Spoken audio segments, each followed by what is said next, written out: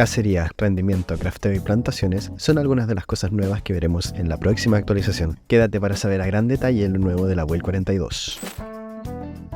El post nos cuenta que los animales salvajes tendrán un sistema de migración constante, con pacing definido y se moverán en grupos dependiendo del tipo de animal. Durante su migración, los animales llevarán a cabo una serie de actividades diarias. Estas actividades incluyen aspectos esenciales para su supervivencia, como dormir y comer. Sin embargo, lo interesante es que realizan estas actividades en intervalos específicos de tiempo, lo cual añade un elemento de azar en su comportamiento. Esto significa que cada grupo de animal tendrá una rutina única e impredecible, lo que agrega un desafío adicional para los jugadores que decidan seguir su rastro. Una de las claves para la caza exitosa en Project Zomboid será la capacidad de rastrear y encontrar las pruebas y rastros dejados por estos animales. Los cazadores hábiles podrán utilizar estas pistas para determinar la ubicación actual de los grupos de animales y planificar estrategias de caza efectivas. Estos restos podrían incluir huellas en el suelo, restos de comida o incluso marcas en la vegetación circundante. Como siempre, los desarrolladores del juego han pensado en la personalización y la capacidad de modificación del sistema, ya que todo esto podrá ser modificado fácilmente para la creación de mods y contenido personalizado.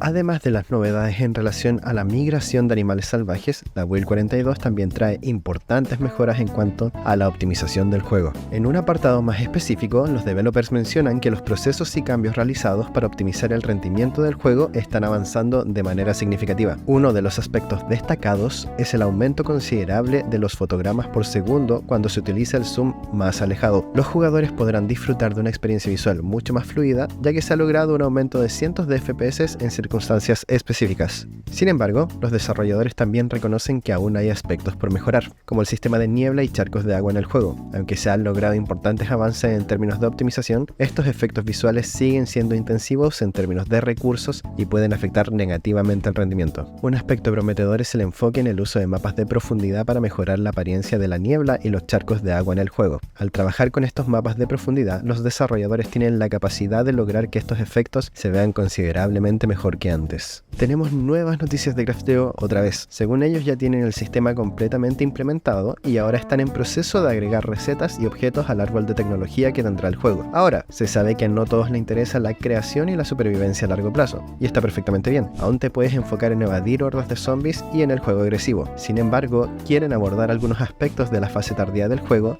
y agregar más profundidad, más allá que simplemente luchar contra zombies. El objetivo es asegurarnos de cubrir cada aspecto de la creación, permitiendo a las comunidades de multijugador construir aldeas desde cero, incluso en lugares sin zonas urbanas cerca. Buscan brindar las herramientas necesarias para los modders para que, al igual que en Minecraft, puedan convertir Project Zomboid en una plataforma profunda de supervivencia, creación y automatización. Finalmente, nos mencionan de una nueva bienvenida al equipo de desarrollo. Un modder dedicado a accesorios de mapas se estará uniendo al equipo de arte. Se trata de Dirk, creador del mod que sale aquí en pantalla. Así que mucha suerte para el compañero y una grata bienvenida por parte de la comunidad. Y con esto podemos cerrar las noticias nuevas sobre la Build 42. Recuerda que cualquier duda, consulta o incluso recomendación o crítica la puedes dejar aquí abajo.